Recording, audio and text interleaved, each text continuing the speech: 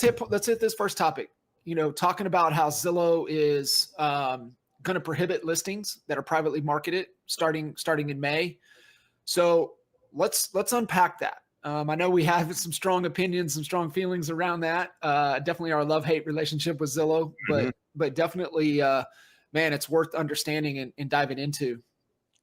Absolutely, man. This is a big one. Like this is, the future of this industry is hanging in the balance with the decisions that are being made right now. And, I've never been a big fan of Zillow, but I'm a big fan of what they just did.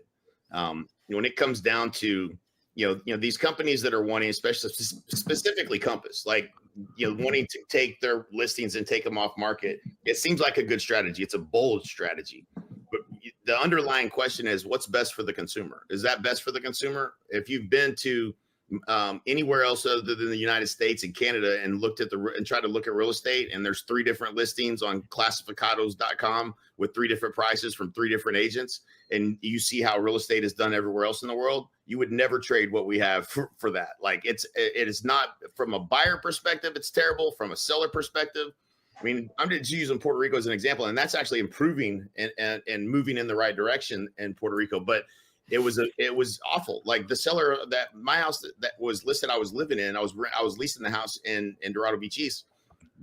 She knew I was in real estate. It'd been on the market a year. They didn't have photos. It wasn't anywhere. It wasn't listed anywhere. They didn't show it one time, and she thought it was for sale the whole time. And I said, the first thing I would do is fire the agent. Like this agent they don't even have pictures. They wanted to send somebody pictures, and they asked us to take pictures of the house while we were living in it for them. I was like, that's pathetic. But that's what happens when there's no controls and there's no agreements where we're working together in the marketplace. It's just the wild, wild west. And that's what you get.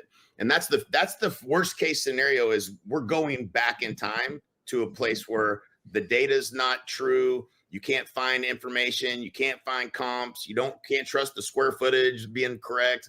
Like all of those issues happen when you start to silo up the listings and not make them public. It's one of the rare things about the U.S. market that we don't want to lose. Al, what's your take? Right? I mean, we asked the question before we went live. Always ask, what is best for XYZ? What is always best for the consumer?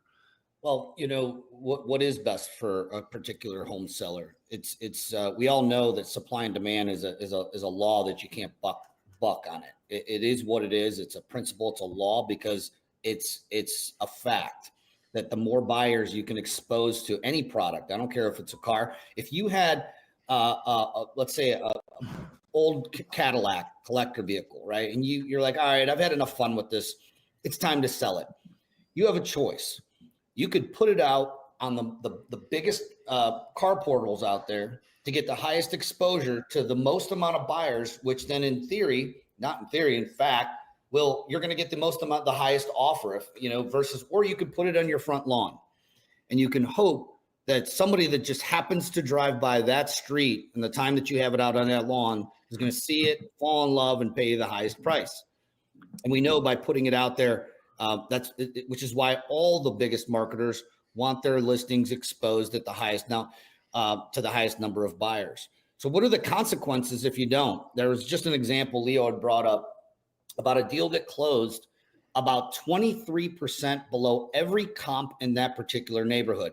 It had 0 days on the market. One company got both sides of it. It had no exposure. There was no transparency. There was no fairness. And those sellers lost hundreds or tens of thousands of dollars, possibly hundreds of thousands of dollars if it was a high price range, versus all the other homeowners that listed their property. So, we're talking about big money, not little money here.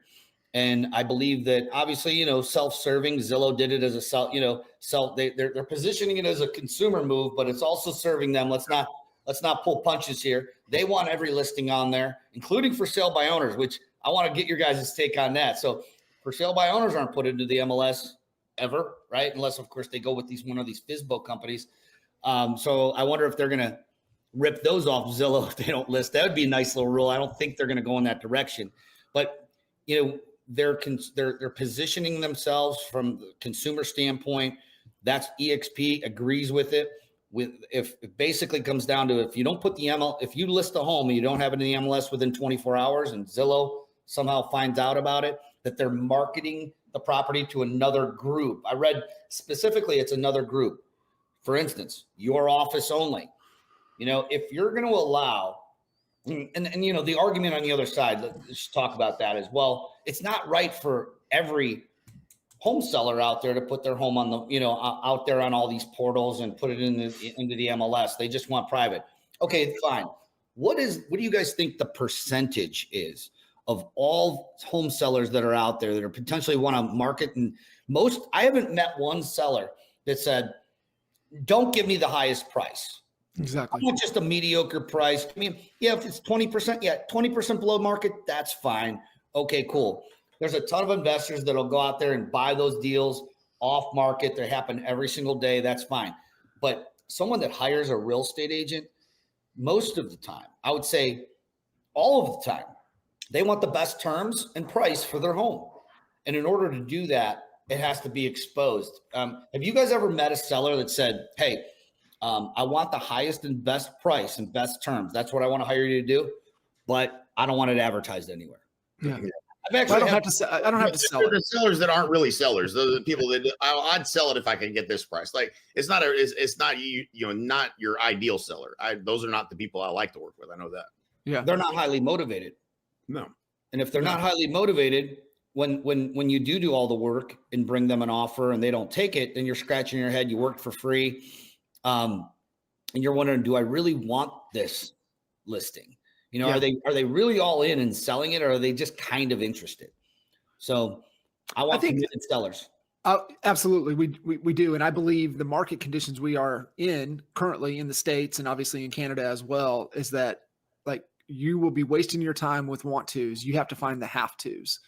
And, I think that comes down to somebody just not knowing their worth, not knowing their value, and getting hung up. And just because you got one on the hook doesn't mean you need to reel it in. And so I think that's just really understanding that from knowing their true motivation and true goal. So looking at, everything, kind of reading through kind of what's being put out there, the move. I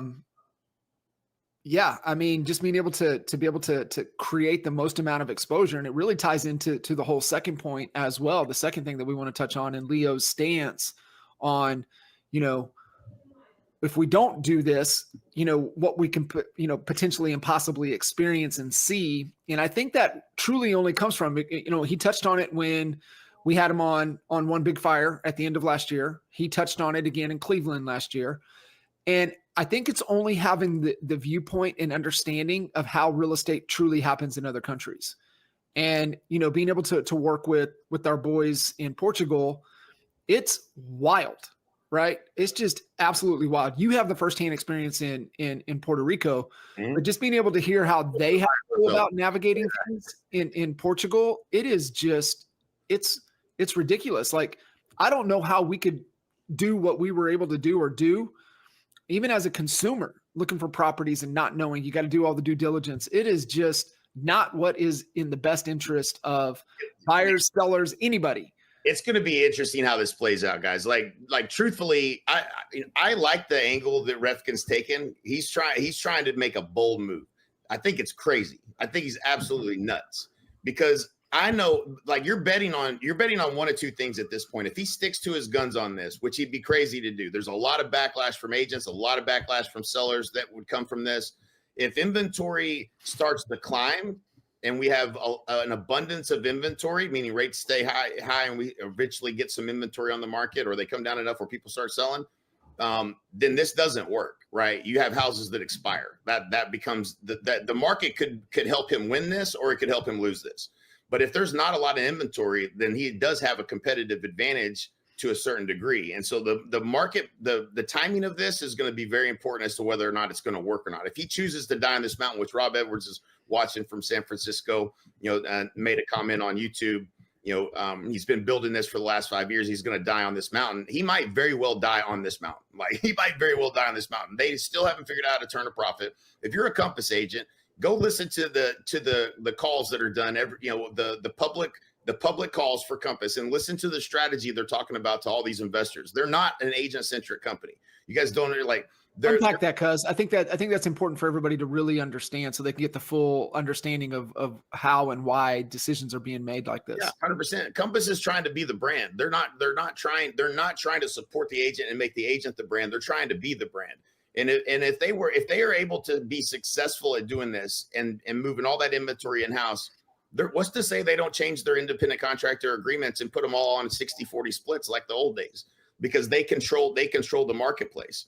And so if you listen to the earnings calls, they literally talk to the investors and they're saying, yeah, our goal is going to be to take more from the agent. We're going to lower the increase the percentage we take from an agent by 1% a year over the next 5 years. That's how we're going to become profitable. That's what they said a few years ago.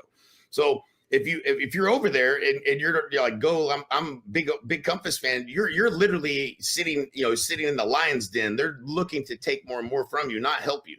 So this move, if he is successful in pulling this off, it's going to be complete chaos. They're going to have a competitive advantage, but you're the agent over there that could end up on a 60-40 split because of it. And so, they have control of that. If they are able to pull this off, it's a big deal. Zillow's move was huge. We know why they did it. They want everything on. They don't want they're not going to allow anything to be put on Zillow. They already know how to scrape the data. They know if something gets listed on Compass's site, and it will not get listed on Zillow ever. And if I'm an agent and I'm competing against the Compass agent for a listing, I am going to crush you. I'm going to crush you every time I'm going to win, because I'm going to explain.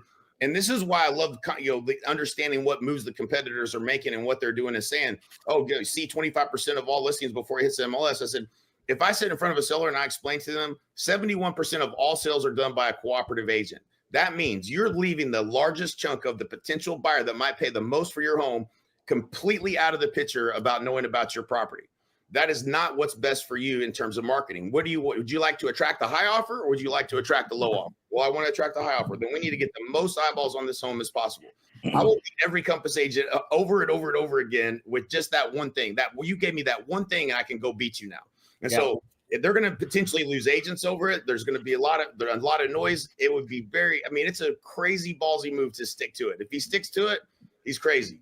But if he bows down, then it's everybody's on Zillow. That's the move. We're now we choose your poison here, right? Like it's how much do we trust Zillow? Not that much. How much do we trust Compass? Not at all. Okay, which direction do we want to go? I think you have to go, what's best for the consumer? What's best for the consumer, and what's best for the industry as a whole? That's how you have to look at this, and that's why I think Zillow's move was smart. And I think Leo, being the gangster he is, made the right move in backing it.